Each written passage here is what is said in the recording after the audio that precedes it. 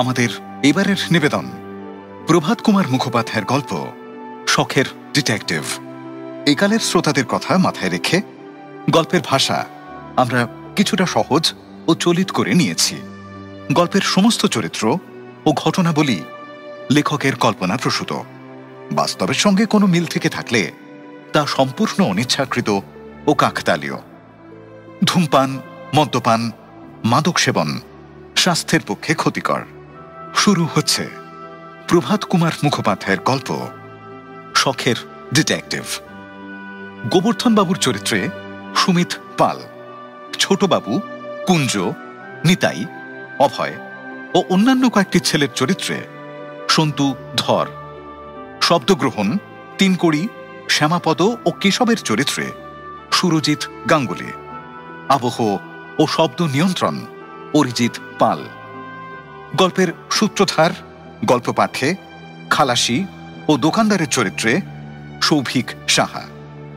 প্রভাত কুমার মুখোপাধ্যায়ের গল্প শখের ডিটেকটিভ। শীতকাল, রাত 8:22 ডায়মন্ড হারবার থেকে কলকাতাগামী প্যাসেঞ্জার গাড়িটা সংগ্রামপুর স্টেশনে এসে দাঁড়াল। অল্প কয়েকজন যাত্রী ওঠানামা করতেই ছাড়বার ঘন্টা বেজে গেল। ঠিক এমন সময় ব্যাগ হাতে একজন মোটাসোটা ভদ্রলোক দৌড়ে প্ল্যাটফর্মে ঢুকলেন। তার চেষ্টা ব্যর্থ হল। পো করে বাঁশি বাজিয়ে ইঞ্জিন মশাই বাবুটিকে ঠাট্টা করেই যেন ধ্যাত ধ্যাত করে ছুটতে আরম্ভ করল। বাবু হতাশ হয়ে ট্রেনটার দিকে তাকিয়ে রইলেন আর হাঁপাতে লাগলেন। গাড়ি চলে যাওয়ার পর তিনি আবার ধীরে ধীরে ফটকের দিকে এগোলেন। সেখানে গোল লণ্ঠন হাতে ছোট স্টেশন মাস্টার বাবু ট্রেন থেকে সদ্য নামা যাত্রীদের কাছ থেকে টিকিট নিচ্ছিলেন। তিনি পাশে দাঁড়িয়ে রইলেন। শেষ লোকটি ফটক পার হয়ে চলে যাওয়ার পর তিনি ছোটবাবুকে জিজ্ঞেস করলেন, আচ্ছা, এবার কটায় ট্রেন? ছোটবাবু বাতির আলোয় টিকিটগুলো দেখতে দেখতে বললেন, কোথাকার ট্রেন? কলকাতা ফেরবার। আবার সেই রাত 1:18। 1:18? আমাদের হলো 1+24। 1:42 মানে ওই 1:45 ধরো, কি তাই তো? বাবু আপন মনে বসে হিসেব করতে লাগলেন। এর মধ্যে ছোটবাবু সেখান থেকে উধাও হয়েছিলেন। একজন খালাসি চাকাওয়ালা মই ঘড়ঘড় করে টানতে টানতে প্ল্যাটফর্মের আলোগুলো নিভিয়ে দিচ্ছিল। বাবু ধীরে ধীরে ফটক থেকে বেরিয়ে সিঁড়ি দিয়ে নেমে গিয়ে দাঁড়ালেন। সামনে তাকিয়ে দেখলেন একটি মিষ্টির দোকানে মিটমিট করে আলো জ্বলছে। তারপর যত দূর চোখ যায় পুরোই অন্ধকার। সবচেয়ে কাছের গ্রামটাও বোধহয় 1 ক্রোশ দূরে। রাস্তার দুধারে খালি গাছ আর জঙ্গল। সেই জঙ্গলে ঝিঝি পোকা ডাকছে, মাঝে মাঝে শিয়ালের ডাকও কানে আসছে। সেখানে দাঁড়িয়ে দাঁড়িয়ে বাবু অনুভব করলেন যে কিছু খাবার না খেয়ে নিলে সারা রাত কাটানো যাবে না। যদিও যাদের বাড়িতে গিয়েছিলেন সেখানে সন্ধ্যের খাবারটা বেশ ভারী হয়েছিল। তাদের আয়োজনের জন্যই তো দেরি হয়ে এই বিপদ। সারা রাতের জন্য তো আর খাওয়া হয়নি। সামনে মিষ্টির দোকানটা থাকায় রক্ষে, না হলে সারা রাত হাত পেটা খেয়েই থাকতে হতো। ভাবতে ভাবতে তিনি মিষ্টির দোকানের সামনে গিয়ে দাঁড়ালেন। বুড়ো দোকানি চোখে চশমা দিয়ে রামায়ণ পড়ছিল। বলে, আসুন বাবু আসুন। দোকানের ভেতরে দেওয়াল ঘেঁষে একটা সরু বেঞ্চ পাতা ছিল। বাবু তাতে বসে পড়ে বললেন, কি কি আছে? আপনার কি চাই বলুন। রসগোল্লা আছে, পান্তুয়া আছে, মিহিদানা, কচুরি, সিঙ্গারা সবই আছে। আজই ভেজেছি।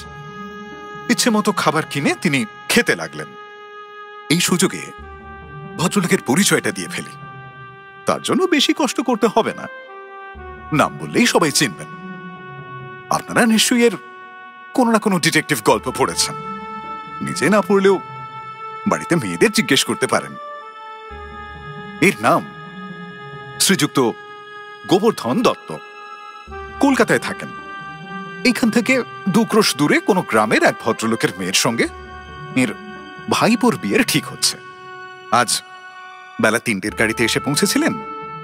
মেয়ে দেখে 8:24 গাড়িতে যদি রওনা হতে পারতেন, তাহলে রাত 9:45 মধ্যে কলকাতায় পৌঁছে গরম গরম লুচি, ঘন বুটের ডাল, টাটকা রুই মাছ, হাঁসের ডিমের কালিয়া খাবার পর লেপ মুড়ি দিয়ে ঘুমোতে পারতেন। কিন্তু কপাল মন্দ, বাসি কচুরি, ভেতরে আটিওয়ালা রসগোল্লা, এইসব যতটা সম্ভব খেয়ে গোবর্ধন বাবু হাত ধুয়ে নিলেন। দোকানিকে জিজ্ঞেস করলেন, বলছি তোমার দোকান কতক্ষণ খোলা থাকে? আগে রাত 9টা বড় জোর, 9:30। তারপর দোকান বন্ধ করে দিই, ওই যে খেয়ে দিয়ে ঘুমোই। গোবর্ধন বাবু ব্যাগ হাতে উঠে পড়লেন। দোকানি বলল, বাবু তাইলে স্টেশনে চললেন? কি আর করি বলে তিনি আবার স্টেশনে গিয়ে উঠলেন। সংগ্রামপুর ছোট স্টেশন, তার অফিস, টিকিট কাউন্টার সব একই জায়গায়, কোনো ওয়েটিং রুম নেই। গোবর্ধন বাবু স্টেশনে গিয়ে দেখলেন সেই অফিসও বন্ধ। বাইরে কম্বল চাপা দিয়ে এক খালাসি বসে ঝিমোচ্ছে। একটা মাত্র লণ্ঠন জ্বলছে, তারও আলো কমিয়ে দেওয়া হয়েছে। গোবর্ধন বাবু জিজ্ঞেস করলেন, বাবু কোথায় রে? আগে খেতে গেছেন বাসায়। কখন ফিরবেন? এই আসবেন এক্ষুনি। একখানা বেঞ্চ ছিল, গোবর্ধন বাবু তার উপরে বসলেন। ব্যাগটা খুলে পানের ডিবে বার করলেন, সঙ্গে সিগারেট আর দেশলাই। জুতো খুলে পা দুটো বেঞ্চের উপর তুলে দিয়ে গায়ের চাদরটা বেশ করে চাপা দিয়ে বসে বসে পান চিবোতে আর সিগারেট খেতে শুরু করলেন। চারিদিকে খোলা মাঠ, হু হু করে ঠান্ডা হাওয়া বইছে। কিছুক্ষণ পরে গোবর্ধন বাবুর শীত করতে লাগলো। কোথায় বাড়িতে দরজা জানলা বন্ধ করে আরামের ঘুম, আর কোথায় তেপান্তরের মাঠে এই কষ্টভোগ। যদি না মেয়ে দেখতে আসতে হতো, তাহলে তো এই কষ্টভোগ করতে হতো না। মেয়ের বাবার উপর শুধু শুধু আড়ম্বর করে জল খাবার খাইয়ে গাড়ি ফেল করিয়ে দেওয়ার জন্য রাগ হলো। বিধবা ভাইয়ের বউয়ের উপরেও রাগ হলো। ছেলের বিয়ের এত তাড়া কিসের? গোবর্ধন বাবু তো বলেইছিলেন, এবছরটা যাক, সামনের বছর দেখা যাবে। সে কথা তিনি কিছুতেই শুনলেন না। বউ এসে কি এমন বিশেষ করে দেবে? বাল্য বিবাহের উপর রাগ হতে লাগলো। শীতে কাঁপতে কাঁপতে তিনি প্রতিজ্ঞা করলেন, এবার বাল্য বিবাহকে আচ্ছা করে গালি দিয়ে একটা নতুন ধরনের উপন্যাস লিখবেন। কিছুক্ষণ পর সিঁড়িতে জুতোর শব্দ পাওয়া গেল। প্ল্যাটফর্মের ওপর খানিকটা আলো এসে পড়ল। বাতি হাতে ছোটবাবু এলেন। অফিস কামরা খুলে ভেতরে ঢুকে দরজা ভেজে বন্ধ করে দিলেন। আর কিছুক্ষণ শীত ভোগ করার পর উঠে গিয়ে দরজা ফাঁক করে বললেন, স্টেশন বাবু, 1:45 গাড়ি তো এখন অনেক দেরি, বাইরে বড্ড শীত, ভেতরে গিয়ে এসে একটু বসতে পারি? ইনি যে স্টেশন মাস্টার নন, ছোট বাবু, তা গোবর্ধন বাবু জানতেন। তোষামত করার জন্যই অমন করে বললেন। ছোট বাবু বললেন, আসুন। ভেতরে ঢুকে গোবর্ধন বাবু একটা হাতল ভাঙা চেয়ারে বসলেন। লক্ষ্য করে দেখলেন ছোট বাবুর বয়স 40-এর ওপর। সাদা জিন্সের প্যান্টের ওপর একটা কালো মোটা গরম কোট পরে আছেন। মোটা মোটা গোল গোল বোতামগুলোর উপরে ইংরেজিতে কি সব অক্ষর লেখা। টেলিগ্রাফের মেশিনের কাছে বসে কি সব খুটখাট কাজ করছেন। গোবর্ধন বাবু যেখানে বসেছিলেন তার কাছে লম্বা মতো একটা টেবিল, আর তার উপরে ঘষা কাঁচের সরু উঁচু লণ্ঠন রাখা ছিল। লাইন ক্লিয়ার বই আর অন্যান্য বই যেখানে সেখানে ছড়ানো। একটা টিনের গোঁদ রাখার পাত্র, অন্য একটা টিনের বাসনে তেলকালির প্যাড, আর সেই স্টেশনের মোহর ছাপ, শীষের পেপার ব্যাট, এক গাছের রুল, এইসব জিনিস রয়েছে। ছোটবাবু টেলিগ্রাফের কাজ শেষ করে আগন্তুকের দিকে তাকিয়ে একটা হাই তুললেন। দাঁড়িয়ে উঠে হাত দুটো পিঠের দিকে করে গা ভাঙলেন। তারপর আলোর কাছে সরে এসে পড়তে বসলেন। গোবর্ধন বাবু গলা বাড়িয়ে দেখলেন বইটা তাঁরই লেখা উপন্যাস। নাম ভীষণ রক্তারক্তি। গোবর্ধন বাবু নতুন লেখক নন, যাদের বই বছরের পর বছর আলমারির মধ্যে পোকায় কাটে সেই শ্রেণীরও নন। তবুও এই অজ গ্রামে একজনকে নিজের বই এক মনে পড়তে দেখে তার মন খুশি হয়ে উঠল। শীত কোথায় চলে গেল। ছোটবাবু একের পর এক পাতা উল্টে পড়তে লাগলেন। গোবর্ধন বাবু এক মনে তার মুখের দিকে তাকিয়ে রইলেন। মনে মনে বললেন, আরে বাবা, বিজ্ঞাপনে যে লিখি একবার পড়তে বসলে খাওয়া নাওয়া সব বন্ধ, সেটা কি মিহাত মিথ্যে কথা? কিছুক্ষণ এইভাবে কাটবার পর এই ভক্ত পাঠকের কাছে নিজের পরিচয় দেওয়ার জন্য তার মন ছটফট করে উঠল। ভাবলেন, আমি যে কে তা জানতে পারলে লোকটাকে কম আশ্চর্য হবে? এরপর সারা জীবন উনি লোকের কাছে বলে বেড়াবেন একজন বিখ্যাত ডিটেকটিভ উপন্যাসিক গোবর্ধন বাবুর সঙ্গে তার দেখা হয়েছিল। না হয় আমি ওকে নাম জিজ্ঞেস করি, তাহলে নিশ্চয়ই উনি আমাকে আমার নাম জিজ্ঞেস করবেন। গোবর্ধন বাবু দেখলেন ছোটবাবু তখন 23 নম্বর পরিচ্ছেদ পড়ছিলেন। সেখানে কুখ্যাত গুন্ডা মির্জা বেগ 15 বছর বয়সী সুন্দরী নায়িকা বকুলমালাকে তার বাবার বাড়ি থেকে গভীর রাতে ডাকাতি করে নিয়ে যাচ্ছে। এই পরিচ্ছেদটা বিশেষ রোমাঞ্চকর। রসভঙ্গ করতে ইচ্ছে হলো না। পরিচ্ছেদটা শেষ হতেই তিনি জিজ্ঞেস করলেন, বলছি আপনার নামটা জানতে পারি? ভদ্রলোক বই থেকে মুখ না তুলেই বললেন, হ্যাঁ, কি? হ্যাঁ, বীরেন্দ্রনাথ ঘোষ। বলেই 24 নম্বর পরিচ্ছেদে মন দিলেন। গোবর্ধন বাবু সহজে ছাড়বার পাত্র নন। আবার জিজ্ঞেস করলেন, আপনার বাড়ি? বাবুটি আবার বললেন, হুগলির কাছে, কোন গ্রামে? এই শঙ্করপুর। বলেই 24 নম্বর পরিচ্ছেদের দ্বিতীয় পাতা উল্টালেন। গোবর্ধন বাবু মনে মনে বললেন, ভারী অভদ্রলোক তো। সামনে বললেন, আপনার নাম জিজ্ঞেস করছি বলে বিরক্ত হচ্ছেন না তো? অত মেনে চলতে পারি না, কিছু মনে করবেন না। লোকটি তার দিকে দেখে মৃদু হেসে বললেন, না না। গোবর্ধন বাবু তখন নিজের পরিচয় দেওয়ার ব্যাপারে হতাশ হয়ে কড়িকাঠ কোনার জন্য অপর দিকে তাকালেন। দেখলেন কড়িকাঠ নেই, ঢেউ খেলানো করগেটের লোহার ছাদ মাত্র। ছোটবাবু যখন বই শেষ করলেন তখন রাত প্রায় 12:30। বই বন্ধ করে একটা দীর্ঘশ্বাস ফেলে সামনের দেওয়ালের দিকে তাকিয়ে দাঁড়িয়ে রইলেন। তারপর গোবর্ধন বাবুর দিকে ফিরে বললেন, সেই তখন থেকে বসে আছেন? কি করি বলুন? ভীষণ কষ্ট হলো আপনার। বলে পকেট থেকে পানের ডিবে বার করে আগন্তুকের সামনে ধরলেন। একটা পান খাবেন? পান নিয়ে গোবর্ধন বাবু ভাবলেন, এ মানুষটা জানতেও পারলো না এ মানুষটা কে এবং কত বড়। ছোট বাবু বললেন, মশাই মাফ করবেন, আপনি প্রায় 3 ঘন্টা এখানে বসে আছেন, আপনাকে কোনো খাতিরই করিনি। আসলে কি বলুন তো, এই বইখানা নিয়ে এমনই হয়ে পড়েছিলাম যে একেবারে কোনো দিকে খেয়ালই ছিল না। তা আপনি কোথা থেকে আসছেন? আপনার নাম কি? গোবর্ধন বাবু বললেন, কলকাতা থেকে এসেছিলাম। আমার ভাইপোর কোণে কাছেই একটা গ্রামে দেখতে গিয়েছিলাম। আমার নাম শ্রী গোবর্ধন দত্ত। নামটা শুনে ছোটবাবু আগে পড়া বইটার সামনের পাতাটা আলোর কাছে ধরলেন। বই নামিয়ে গোবর্ধন বাবুর দিকে চাইলেন। আবার বইয়ের সামনের পাতাটা দেখলেন।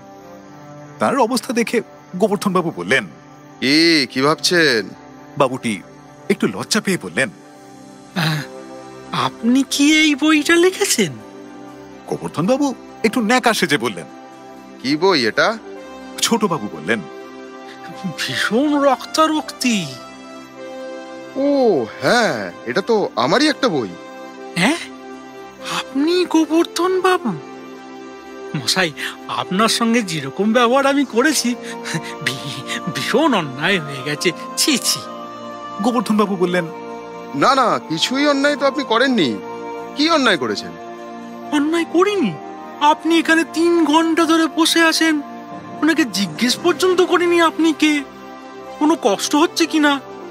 বই নিয়ে এমন মেতেছিলাম, অন্যায় করিনি। কিছু না, বরং আমার বই নিয়ে আপনি মেতে উঠেছিলেন, সেটা তো আমারই কমপ্লিমেন্ট। আমার আর কোন বই আপনি পড়েছেন? আগে আর কিছু পড়িনি, তবে পাঁজিতে আপনার বইয়ের অনেক বিজ্ঞাপন দেখেছি। এবার আনাতে হবে এক এক করে। আজকে এই বইটা পড়া হতো। বইটা একজন প্যাসেঞ্জার ফেলে গেছে, ওই 5টার গাড়িতে এসেছিল কলকাতা থেকে, মস্ত একদল। বাইরে প্ল্যাটফর্মে যে বেঞ্চিটা আছে তার উপর জনকতক বসেছিল। তারা চলে গেলে দেখি বইটা বেঞ্চির নিচে পড়ে আছে। এনে পড়তে আরম্ভ করলাম। বাপরে, আরম্ভ করলে আর ছাড়বার জো আছে? আচ্ছা মশাই, এসব ঘটনা কি সত্যি না আপনি মন থেকে বার করেছেন? আসল কথা বলতে গেলে বলতে হয় যে ইংরেজি উপন্যাস থেকে না বলে নেওয়া। তাই গোবর্ধন বাবু একটু কিন্তু কিন্তু করে বললেন, মাথা থেকে বার করেছি। আপনার খুব মাথা কিন্তু, কি দারুণ ফোন দিয়ে আটেন। আপনি যদি পুলিশ লাইনে ঢুকতেন খুব ভালো ডিটেকটিভ হতে পারতেন। হ্যাঁ, ভালো কথা মনে পড়ে গেল। আপনি এসেছেন ভালোই হয়েছে। আপনাকে জিজ্ঞেস করি, দেখুন বইটার ভেতর একটা চিঠি ছিল, অদ্ভুত চিঠি। আমি তো পড়ে কিছু বুঝতে পারলাম না, আপনি দেখুন দেখি। বলে দেরাজ খুলে একটা চিঠি বার করে তিনি গোবর্ধন বাবুর হাতে দিলেন। খাপ থেকে চশমা বার করে চোখে দিয়ে আলোর কাছে ধরে তিনি চিঠিটা পড়লেন। ভাই কুঞ্জ, মঙ্গলবার রাতে শত্রু দুর্গ আক্রমণ। মনে আছে তো? তুমি ওদিন সদল বলে বিকেল 5টার গাড়িতে এসে পৌঁছবে। ভুল যেন না হয়। সকলে এখানে জড়ো হয়ে সন্ধ্যের সময় মার্চ করতে হবে। রাত 10টায় যুদ্ধ আরম্ভ। কাজ শেষ করে ভোর 3টের গাড়িতে তোমরা ফিরে যেতে পারবে। ইতি তোমাদের নিতাই। চিঠিটা পড়ে গোবর্ধন বাবুর মনে হলো এ স্বদেশী ডাকাত ছাড়া আর কিছুই নয়। জিজ্ঞেস করলেন, তারা একদল এসেছিলেন না? হ্যাঁ তাই। কজন? জনাকুড়ি হবে। বয়স কত সবার? বয়স 15-16 থেকে 19-20 মধ্যে। চেহারা কিরকম? চেহারাগুলো সন্ডা সন্ডা, খুব হাসি ঠাট্টা আর গোলমাল করতে করতে গেল। ভদ্রলোকের ছেলে সব? হ্যাঁ, বেশ ফিটফাট কাপড় চোপড়, কারু কারু চোখে সোনার চশমা। কোন ক্লাসের টিকিট নিতে এসেছিল? ইন্টারমিডিয়েট। বলছি সিঙ্গেল টিকিট না রিটার্ন? রিটার্ন। আগের টিকিটগুলো বার করুন তো। ছোট বাবু দেরাজ থেকে টেনে এক গাদা টিকিটের মধ্য থেকে লাল রঙের 8খানা টিকিটগুলো বেছে বেছে গোবর্ধন বাবুর সামনে ফেলতে লাগলেন। শেষ হলে গোবর্ধন বাবু গুনে দেখলেন, সব শুদ্ধ 19টা আছে। পকেট বুক বার করে পরপর নম্বরগুলো আর ছাপের বিবরণ তিনি নোট করে নিয়ে গম্ভীরভাবে বললেন, স্বদেশী ডাকাতি। ছোট বাবু বললেন, স্বদেশী ডাকাতি? হ্যাঁ, স্বদেশী ডাকাতি বলেন কি? পরিষ্কার স্বদেশী ডাকাতি। আপনার কাছে ম্যাগনিফাইং গ্লাস আছে? না, কেন বলুন দেখি। এই দেখুন, খামের ওপর যে মোহর পড়ে তারই সাদা দাগ এই চিঠিতে আছে। একটা ম্যাগনিফাইং গ্লাস পেলে এই ছাপটা একটু পড়তাম। ছোট বাবু দাগটা পড়ার চেষ্টা করলেন, শেষে বললেন, কিছু পড়া গেল না। গোবর্ধন বাবু ওই ঘষা কাঁচের লণ্ঠনটার দরজা খুলে ভেতরে কি যেন খুঁজতে লাগলেন। শেষে এক টুকরো কাগজ নিয়ে লণ্ঠনের এক জায়গায় ঘষতে লাগলেন। কাগজটা ভূষকালি মাখা হয়ে গেল। তার উপর জোরে 2-3টে ফোঁ দিয়ে গোবর্ধন বাবু সেটা চিঠির ছাপ পড়া অংশে হালকা হাতে বোলাতে লাগলেন। ছোট বাবু অবাক হয়ে তার কাজকর্ম দেখছিলেন। ছাপটা পরীক্ষা করে গোবর্ধন বাবু গম্ভীরভাবে বললেন, আজই বেলা একটা ডেলিভারিতে বউবাজার পোস্ট অফিস থেকে এই চিঠি বিলি হয়েছে। বলে চিঠিটা ছোট বাবুর হাতে দিলেন। ছোট বাবু সেটা আলোয় ধরে দেখলেন, কালো জমির উপরে সাদা অক্ষরে OWAZA,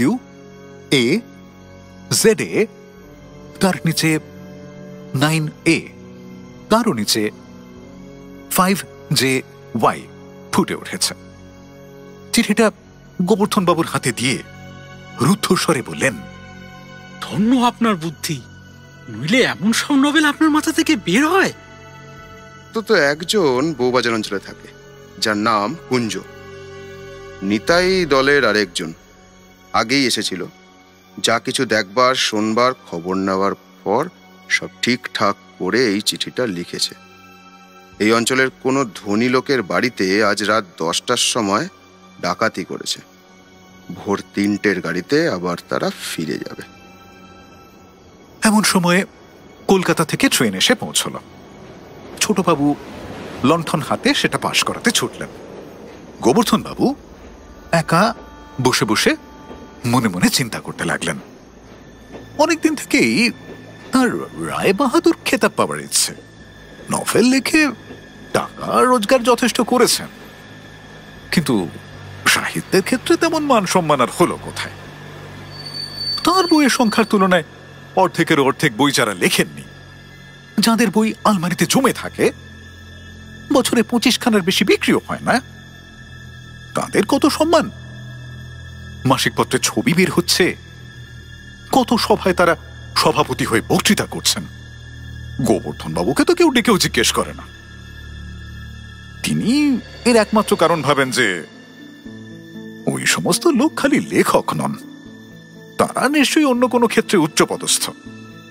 তাই অনেকদিন থেকে তার মনে হচ্ছে, কোনো একটা সুযোগে যদি একবার রায় বাহাদুর বা অন্তত রায় সাহেবও হতে পারেন, তাহলে বোধহয় তার এই খালি লেখক অপবাদটা ঘুচে যাবে, আর সমাজে নিজের প্রাপ্য সম্মান তিনি আদায় করতে পারবেন।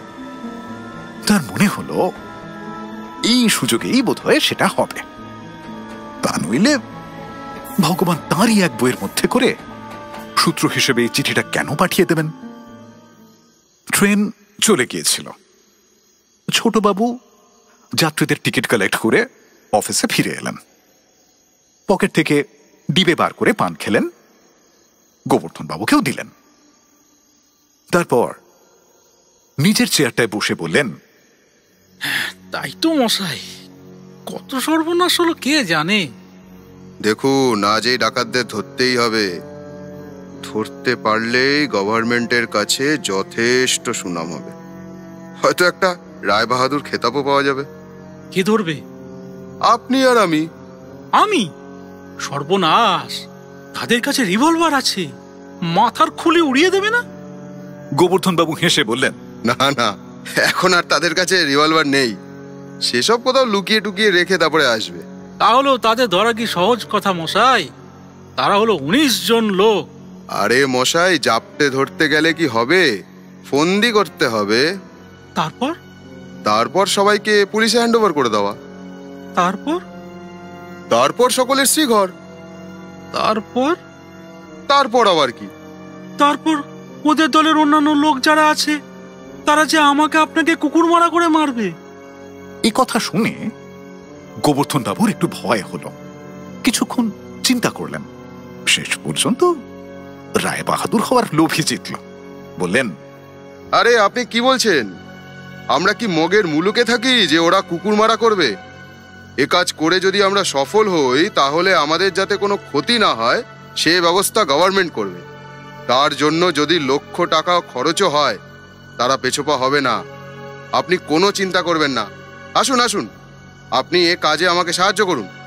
এই স্বদেশী ডাকাতরা দেশের কত অনিষ্ট করছে, কত লোকের সর্বনাশ করছে। এ কি ধর্ম? এ কি স্বদেশ প্রেম? প্রত্যেক রাজভক্ত প্রজার উচিত তাদের কাজ আটকানো আর উচিত শিক্ষা দেওয়া। ছোটবাবু গালে হাত দিয়ে বসে রইলেন, কোনো উত্তর দিলেন না। কিছুক্ষণ অপেক্ষা করে গোবর্ধন বাবু বললেন, তাহলে আমাকে সাহায্য করবেন তো? হাত জোড় করে ছোটবাবু বললেন, গোবর্ধন বাবু, আমাকে মাফ করুন। আমি ছাপোষা মানুষ, অনেকগুলো সন্তান। আমি এই কাজ করতে পারবো না, আপনি আমায় ছেড়ে দিন। আরে আমি বাঁচাবো কি? আপনি যদি আমায় সাহায্য না করেন, আমি নিজেই একা চেষ্টা করে দেখব। তবে এই জায়গাটা আমার অচেনা, আমি একা কি করতে পারবো? তবে আপনি সাহায্য না করলে কি বাঁচবেন? হ্যাঁ, যখন গভর্নমেন্ট জানতে পারবে যে আপনি আমায় সাহায্য না করাতেই ডাকাতগুলো আর ধরা পড়লো না, তখন ভাববে যে আপনি ষড়যন্ত্রকারীদের দলে আছেন। তখন তো আপনারই জেল হবে মশাই। বলে ছোটবাবুর মুখের দিকে তাকিয়ে তিনি কি ভাবছেন সেটা বোঝার চেষ্টা করতে লাগলেন। ছোটবাবু হঠাৎ করে উঠে গিয়ে গোবর্ধন বাবুর পা দুটো চেপে ধরলেন। আপনি বড় লোক, মহাত্মা লোক, নভেলিস্ট, আপনি এই গরিবকে দয়া করুন, আমাকে এর মধ্যে জড়াবেন না, দোহাই আপনার। যদি কিছুর জন্য আপনার দরকার হয় তাহলে আমাকে বলুন, লুকিয়ে যতটা সম্ভব তা করব, প্রকাশ্য আমি কিছু পারবো না। আরে উঠুন উঠুন বলে গোবর্ধন বাবু ছোটবাবুর হাত ধরে ওঠালেন। ছাড়ুন, আপনার যখন এতই ভয়, আমি একাই যা পারি করব। এখন যা বলি শুনুন। গোবর্ধন বাবু ভাবছিলেন, এ যদি আমাকে সাহায্য করে তাহলে আবার কৃতিত্বটা না নিয়ে নেয়। দেখুন, কাছাকাছি এমন কোনো বাড়ি আছে যাতে এদের আমি এনে বন্দি করতে পারি? ছোটবাবু বললেন, হ্যাঁ আছে, আছে, খুব ভালো জায়গা আছে। কোথায়? বাইরে চলুন, আমি দেখাই। আকাশে চাঁদ উঠে গিয়েছিল। গোবর্ধন বাবুকে প্ল্যাটফর্মের শেষ দিকে নিয়ে গিয়ে দেখালেন, ওই যে বিশাল বাড়িটা দেখছেন, ওটা ধানের আড়ত করবার জন্য রেমি ব্রাদাররা তৈরি করেছে। খুব বড় একটা গুদাম আছে ওর মধ্যে, প্রায় 40 ফুট লম্বা আর 25 ফুট চওড়া, খালি আছে।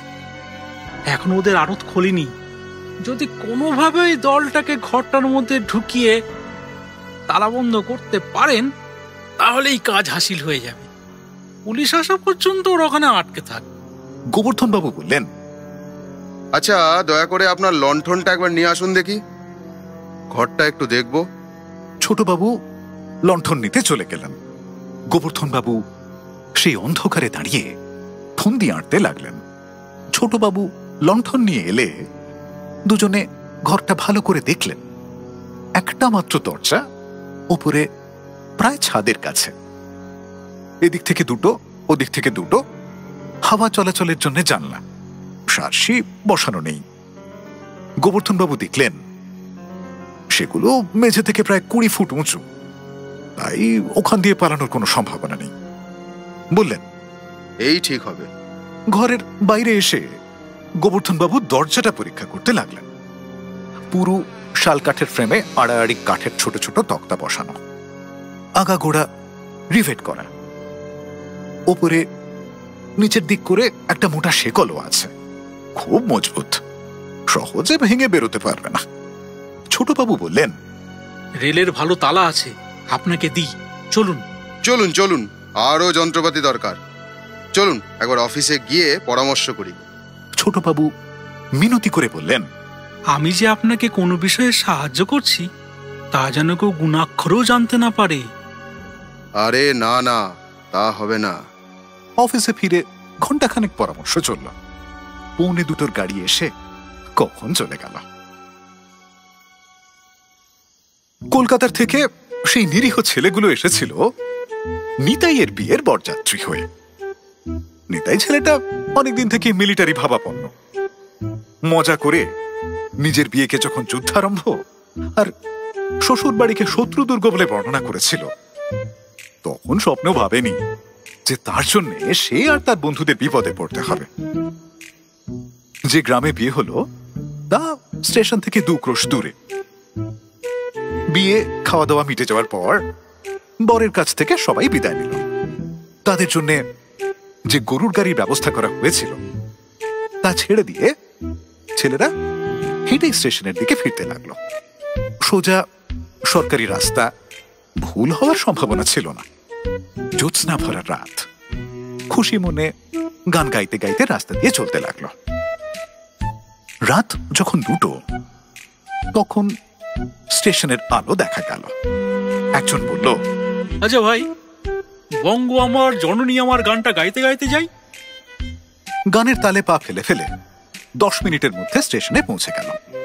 প্ল্যাটফর্মে পৌঁছে দেখল এক ভদ্রলোক মাথায় পাগড়ি বেঁধে মুলিদা গায়ে দিয়ে প্ল্যাটফর্মে দাঁড়িয়ে আছেন। একজন তাকে জিজ্ঞেস করল, ট্রেনের আর কত দেরি আছে দাদা? তিনি বললেন, আপনারাই আজ বিকেল 5টার গাড়িতে এসেছিলেন? হ্যাঁ, আচ্ছা, আপনাদের দলের কেউ কলকাতা ছাড়ার সময় গাড়ি মিস করেছিল?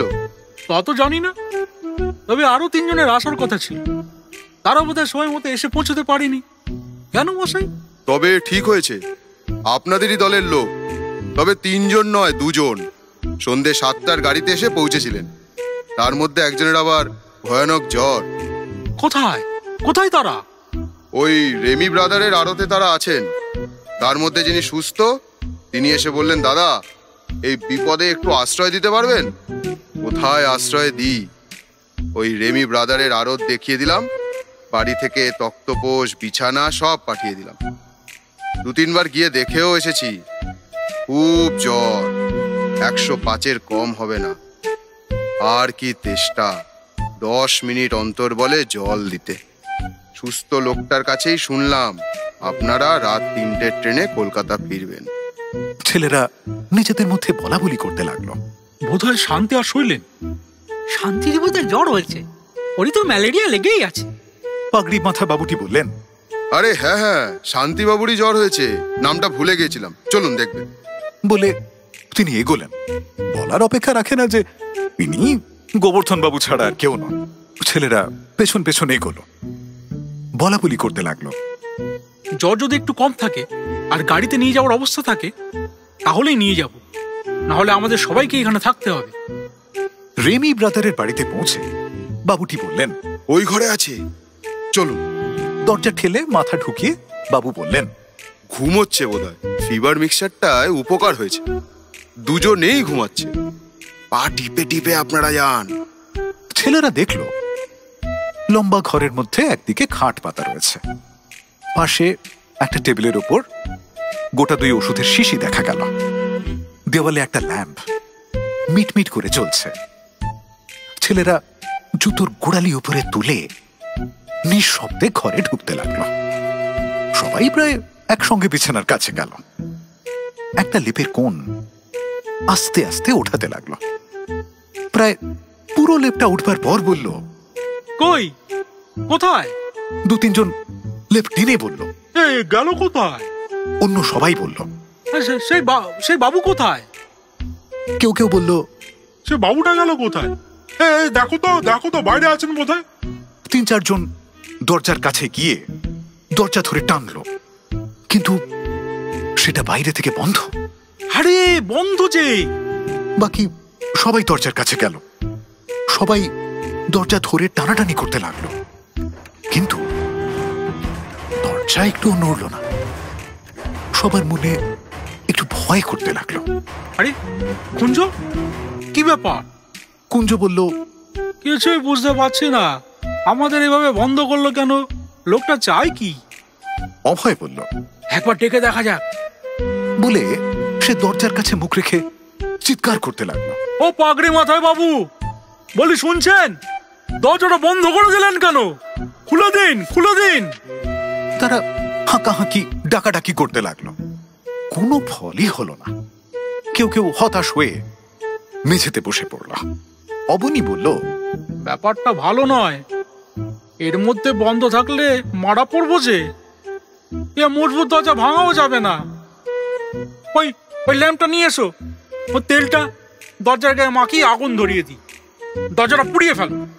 কুঞ্জ বলল, সর্বনাশ, তাহলে ধোঁয়ায় দম বন্ধ হয়ে মরে যাব। জানালা নেই, শুধু ছাদের কাছে ওই 2টো ছোট ছোট ভেন্টিলেটর, তারও কাজ বন্ধ বলে মনে হচ্ছে। অন্য উপায় ভাবো। শ্যামাপদ বলল, সে বোধহয় পালিয়েছে। চেঁচামেচি করি বন্ধু, কারো না কারো সারা পাবোই। কেশব বলল, এই শীতের ভোরে কে আছে এখানে যে আমাদের সারা বেশি উদ্ধার করবে? আধ ঘন্টা পর বাইরে থেকে একটা ভস ভস করে আওয়াজ আসলো। অভয় বলল, ওই আমাদের ট্রেনও চলে গেল। জল্পনা কল্পনায় আরো আধ ঘন্টা কেটে গেল। কেন যে লোকটা এমন ব্যবহার করে গেল, সবাই সেটাই বুঝবার চেষ্টা করতে লাগলো। কুঞ্জ ঘরের মধ্যে ঘুরে বেড়াচ্ছিল। সবাইকে ডেকে সে বলল, দেখো ওপরে যে ভেন্টিলেটর আছে তার শাসি টাসি বোধ হয় নেই। আমি অনেকক্ষণ ধরে চেয়ে চেয়ে দেখছি, ওই দিয়ে ছাড়া বেরোবার আর কোনো উপায় নেই। কিন্তু অভয় বলল, ও তো ভীষণ উঁচু, ওখানে ওঠা যাবে কেমন করে? কুঞ্জ বলল, এই নেওয়ারের খাটটা ভেঙে খাটের 4টে পায়া আর টেবিলের 4টে পায়া খুব করে বাঁধা যা, একটা মইয়ের মতন হবে, দেওয়ালের গায়ে সেটা দাঁড় করালে জানালা অব্দি পৌঁছানো যাবে বোধ হয়।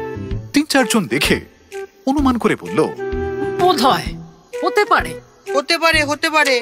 কুঞ্জ বলল, 3 করে, তুই সাইজে সবচেয়ে ছোট, পারবি উঠতে? 3 কড়ি বলল, পারবো, কিন্তু তারপর ওদিকে নামবো কি করে? এই মই জানলা দিয়ে গলিয়ে ওপাশে ফেলে ধরে নামতে পারবি না? আরে ওদিকে আবার নামতে পারলে তো, ওদিকে খুব বেশি যদি নিচু হয়। আরে আগে উঠে তো দেখ। তারপর ল্যাম্পের আলোর সাহায্যে সকলে মিলে খাটের নেওয়ার খুলতে আরম্ভ করল।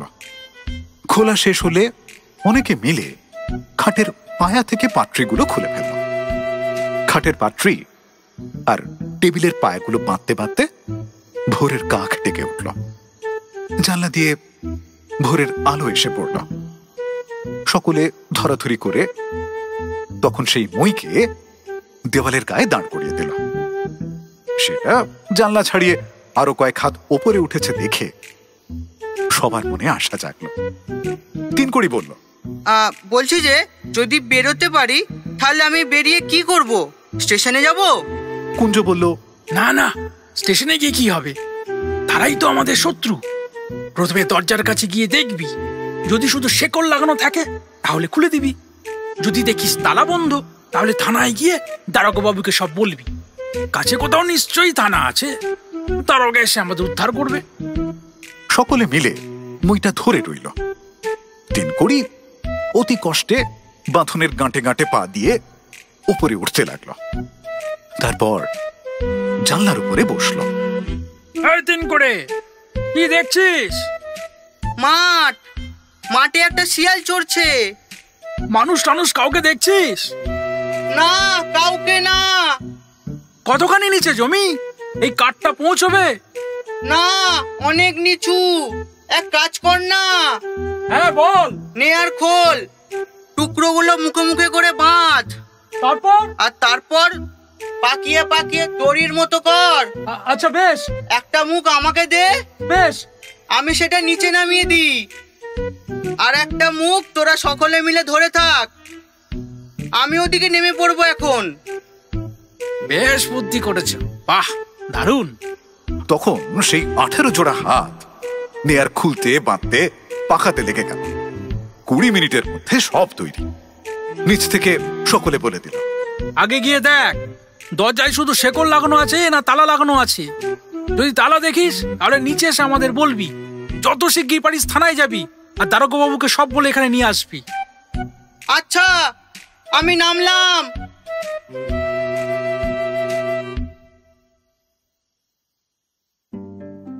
প্রাণ ভয়ে ছোটবাবু আধ ঘন্টা আগেই নিজের ডুপ্লিকেট চাবি দিয়ে তালা আর শেকল খুলে দিয়ে গিয়েছিলেন।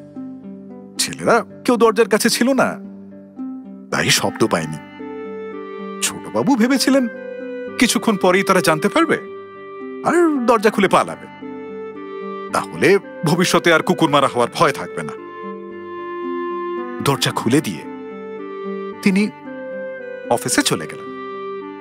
দেখলেন গোবর্ধন বাবু সেই লম্বা টেবিলটার উপরে খান কতক লাইন ক্লিয়ার বই মাথায় দিয়ে ঘুমোচ্ছেন। ছোটবাবু ডুপ্লিকেট চাবিটা লুকিয়ে রেখে বসে বসে নিজের কাজ করতে লাগলেন। অনেকক্ষণ পর গোবর্ধন বাবু নড়ে চড়ে উঠলেন। মলিদা থেকে মুখ বার করে বললেন, ভোর হয়েছে, থানায় লোক পাঠালেন? ছোটবাবু বললেন, না, এক বেটা খালাসিকেও দেখতে পাচ্ছি না। আমি নিজেই যাব নাকি? থানা কতদূর এখান থেকে? 1 মাইল হবে। এক কাজ করি না কেন, থানায় খবর না দিয়ে বরং কলকাতায় একটা টেলিগ্রাম করি পুলিশ ইন্সপেক্টর জেনারেলের নামে। মিলিটারি পুলিশ নিয়ে একেবারে বন্দুক টন্দুক নিয়েই তারা আসুক। এসব স্থানীয় পুলিশদের বিশ্বাস নেই। আমি কষ্ট করে ধরলাম আর দারোগা নিজের নাম নেওয়ার জন্য আমাকে হয়তো আমলই দেবে না। একটা টেলিগ্রাম করে দিই, কি বলেন? সে মন্দ নয়, আপনি তাহলে বসে টেলিগ্রাম লিখুন, আমি ততক্ষণ বাড়িতে গিয়ে চায়ের জোগাড় করে আসি।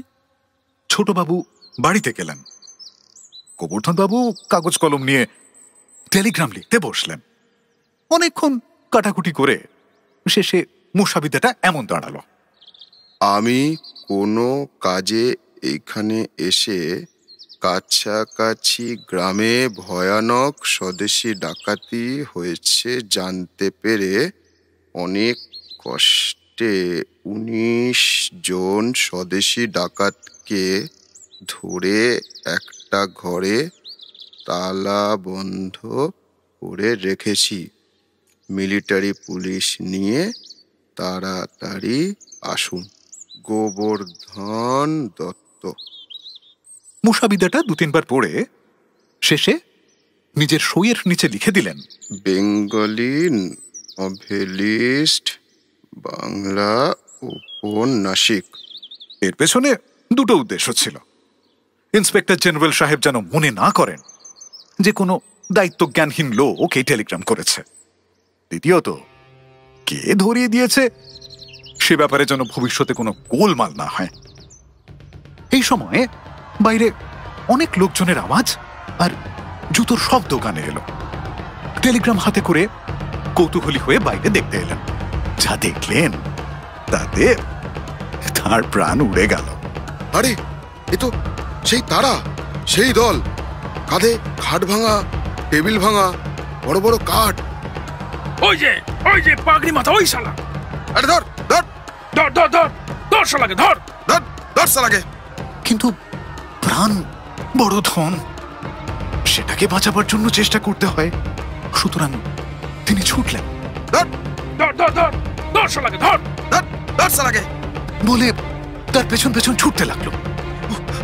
গোবর্ধন বাবু কিছু দূর ছুটে প্ল্যাটফর্মের তারের বেড়া টপকে মাঠ দিয়ে জঙ্গল দিয়ে প্রাণপণ ছুটে চললেন। গাছের কাঁটায় তার কাপড় ছিঁড়ে গেল, গা ক্ষত বিক্ষত হয়ে গেল।